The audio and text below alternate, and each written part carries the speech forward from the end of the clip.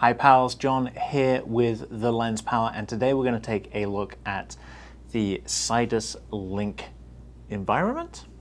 Yeah, let's go with environment. Sidus Link, for those of you who don't know, is an app and technology developed by, at least in part, by the guys at Aperture, if not wholly by the guys over there.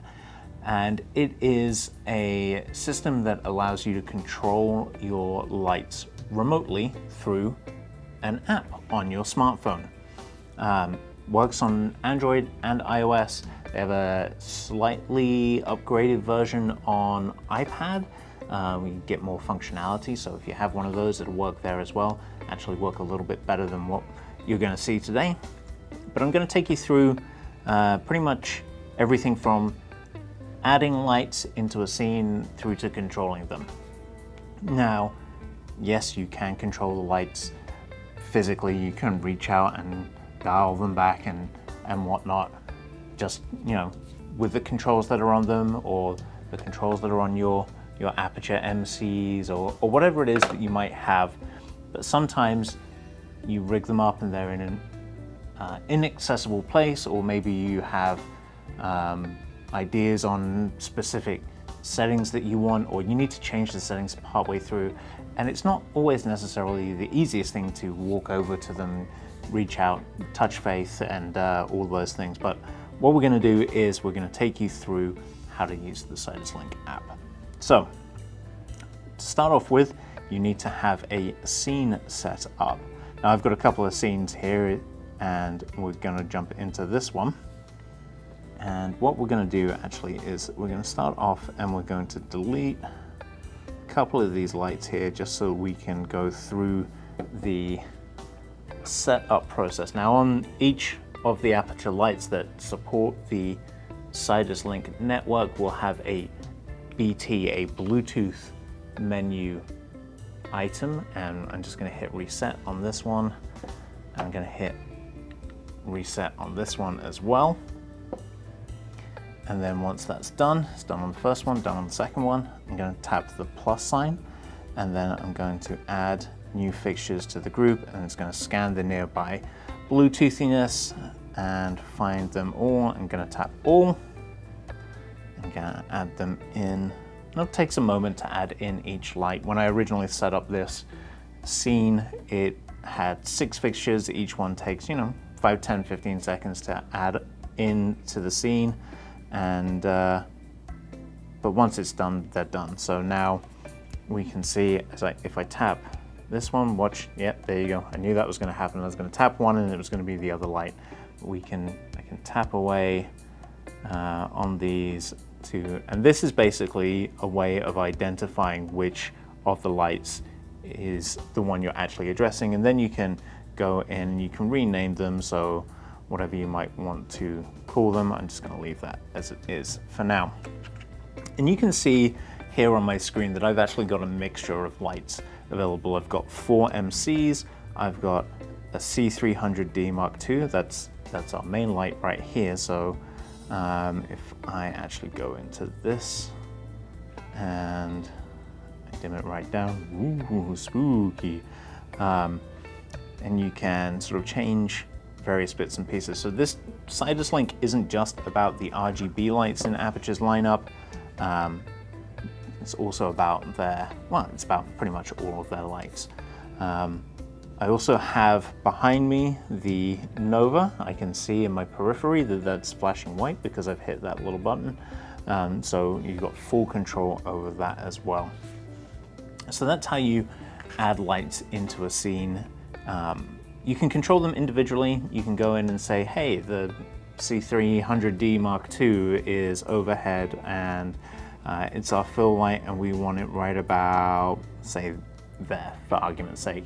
And that you can adjust just that individual light without impacting any of your other lights. Now, if we go into these two little guys, I'm going to try and find a way to hold them both at the same time. Here we go. I can go into these individually and say one of them is going to be teal. If I actually tap the teal button, there we go. oh hey, look, there's a happy coincidence. The one I was adjusting happened to be on the top. I can change the intensity. I can. We'll get to the color picker in a minute. That's one of my favorite features about the Sidus link. You also have an effects system as well, if I can remember how to use the app. I should probably have figured that out before I got here. There we go, effects. So in here you can say, okay, I just want this top one. It's gonna be, we're gonna do party lights and have it going. All the while that this one is just kicking it in its sort of yellowish, goldish feature. And obviously within the party lights functionality, you can change up a bunch of different bits and pieces, the saturation, the intensity, the speed that it all goes at, and it pretty much updates in real time, which is pretty sweet. Now, if I go in back to the app and I say all fixtures, this is where things get fun, because now I can say I want all of my lights at full power, and this is going to blow out the wall behind me, and these are probably blown out in camera as well, but you can sort of dial everything back to specific points as well. You can say, hey, yeah, this looks good, and there you go. You also have effects, so if I go back into the effects system, we can do, let's not do paparazzi, I don't feel like being blinded right now, but we can come together to do pulsing lights, and it will pulse across the entire system. And you can change the frequency, you can change the intensity, and yeah, strobe effects, that's enough of that. And we can go back to, there we go, that seems a little bright after the darkness that we were just delved into. So that is how you can control everything. You can also set up groups of lights. So we know that I have 6 lights in this group. We know that the C300D Mark II is a non-RGB light. It is just a daylight balance light. So I can now set up a group that is just my RGBs, and I can go into here and I can rename it RGBs, and then I can set up another group and I can just have these guys in it. Helps if I tap in the right spot, obviously. And then this can be my MCs. So now I can do a group where all I'm changing is the intensity of the aperture MCs. I can come in and pick out a color for them, and you'll notice we've got a couple over my shoulder here that is sort of, you know, a little bit of fill, rim light, however you want to think of that. But we can play around with this as well, and it's affecting these lights without impacting the nova behind me. So if I wanted to change that, then I could come back here, can pick out just the nova and say, okay, we are going to do party lights at this speed and we want the intensity low. And that's another thing. You can set the variables for the effect before you actually start the effect. So I want it fully saturated, but I want the intensity relatively, you know, halfway-ish, and then hit start. And behind me, that wall goes into party mode. You can pull up that intensity a bit, change the speed there, and it updates right away. All the while, my MCs are not being impacted. So come back to MCs. You can go to gel mode and say, hey, we can do tungsten without any CTB correction, or daylight without any CTO correction. Can source match. We can just come in here and just go standard, 5600 Kelvin.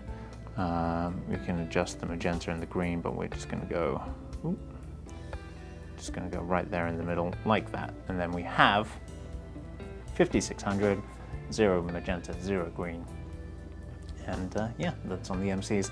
All the while behind me, the party colors are going on. So it's a really flexible app, as you can hopefully see from all of this. Now, one thing we haven't talked about yet is the color match, or the color picker feature, which, as I said earlier, is like one of my favorite features about the Sidus Link operation. And had I thought a little bit more ahead, I would have planned this a little bit better. I'm gonna pull this out. This is the little soft case that comes with the MC kits that we have. And I'm just gonna pull up the color picker. I'm gonna have this here, hopefully in shot. And I'm gonna hit that on the app, and you can see that it has changed the color of the lights to match the color of the red zip on the aperture case, which is pretty sweet. So if you have a subject, whether it's a model wearing a particular item of clothing, or you're photographing products that have a particular color in them, you can use the color picker to pull that color out and really sort of play around with boosting that color. So yeah, it's a pretty sweet little app.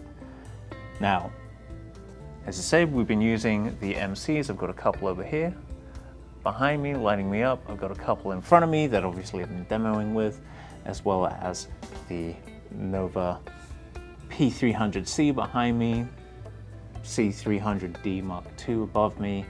Also works with the C300X as well, the bicolor one, so you can pick out your color balance on there as well. You can do source match, so you can point at a light in a room and use the source match much in the same way as you use the color picker, and it'll pick out the color temperature of it. Yeah, so it's a really sweet, handy little app. And there you have it. That's the Sidus Link and the various bits of hardware that it works with. If you have enjoyed this video, if you found it helpful or informative, please consider giving us a like, subscribe, share, tell a friend, smash a bell, and yeah, all of those things. And until next time, I'll see you soon.